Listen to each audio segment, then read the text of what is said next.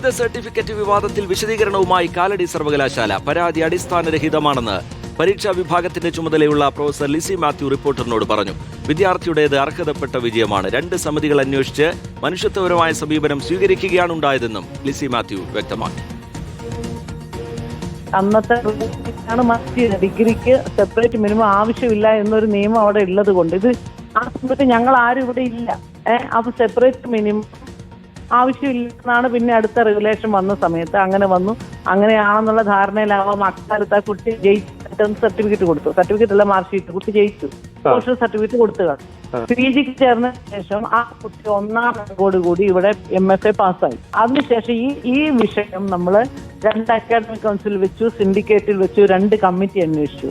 പക്ഷെ ഇത് മനുഷ്യത്വപരമായ ഒരു കാര്യമായതുകൊണ്ട് തന്നെ ഈ അർഹതപ്പെട്ട വിജയമാണത്. സജോ ദേവസ്യ വിവരങ്ങളുമായി കൊച്ചിയിൽ നിന്ന് ചേരുന്നുണ്ട്. സജോ, ഉയർന്നു വന്ന പരാതി തള്ളുകയാണ് സർവകലാശാല. സ്വീകരിച്ച നടപടികൾ കൂടുതലായി സർവകലാശാല വിശദീകരിക്കുന്നത് എങ്ങനെ? സജോ ദേവസ്യ.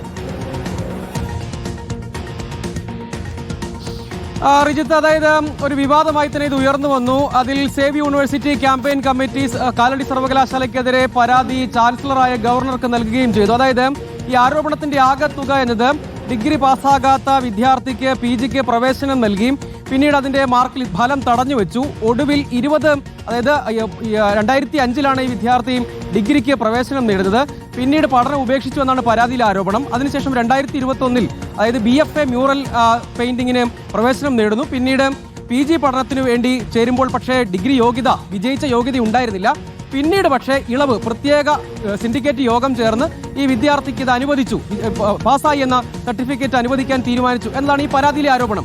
ഇതിന് സർവകലാശാല നൽകുന്ന പ്രധാനപ്പെട്ട മറുപടി എന്നത് ഇത് മാനുഷികമായ പരിഗണനയാണ്, സാങ്കേതികമായ ഒരു പ്രശ്നം ഉണ്ടായിരുന്നു, അത് പരിഹരിക്കുകയാണ് ചെയ്തത്. MFAയിൽ ഈ വിദ്യാർത്ഥി സർവകലാശാലയിൽ 1ാം റാങ്കോട് കൂടിയാണ് പാസ്സായത്. ആ വിദ്യാർത്ഥിക്ക് ഡിഗ്രി യോഗ്യതയില്ല, വിജയിച്ചിട്ടില്ല എന്ന് പറയുന്നത് തെറ്റാണ്. അന്ന് ഈ കാര്യത്തിൽ ഒരു ഫോർമുല നടപ്പാക്കുകയാണ് ചെയ്യുക. അതായത് ഡിഗ്രിക്ക് തോറ്റോ വിജയിച്ചോ എന്നതിൽ ഒരു ഫോർമുലയാണ് ബാധകമാവുക. ആ ഫോർമുല ഈ വിദ്യാർത്ഥിയുടെ കാര്യത്തിൽ ബാധകമാക്കുന്നതിന്, ആ ബാച്ചിന് ബാധകമാക്കുന്നതിൽ ഒരു സാങ്കേതിക പ്രശ്നമുണ്ടായി. അത് വളരെ വൈകിയാണ് കണ്ടെത്തിയത്. സാധാരണഗതിയിൽ പാസ് ഔട്ടായി പോയി വർഷങ്ങൾക്ക് ശേഷമാകും ഒറിജിനൽ സർട്ടിഫിക്കറ്റിന് അപേക്ഷിക്കുക. 20 വർഷത്തെ മുൻകാല പ്രാബല്യം എന്നൊക്കെ പറയുന്നത് വളരെ വൈകി അപേക്ഷിച്ചപ്പോൾ ഇങ്ങനെ ഒരു സാങ്കേതിക പ്രശ്നം കണ്ടെത്തി. ആ വിദ്യാർത്ഥി 1ാം റാങ്കോട് കൂടി PG പൂർത്തിയാക്കി ജോലിക്ക് പ്രവേശിച്ചു. പിന്നീട് ഒറിജിനൽ സർട്ടിഫിക്കറ്റ് ആവശ്യം വന്നപ്പോൾ അപേക്ഷിച്ചു. അങ്ങനെ വന്നപ്പോൾ അതിലെ സാങ്കേതിക പ്രശ്നം കണ്ടെത്തി.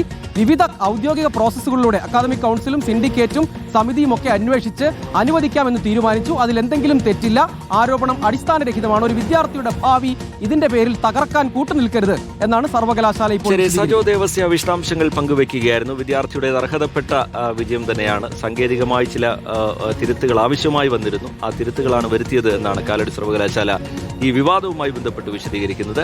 സജോ അതിന്റെ വിശദാംശങ്ങൾ പങ്കുവയ്ക്കുകയായിരുന്നു.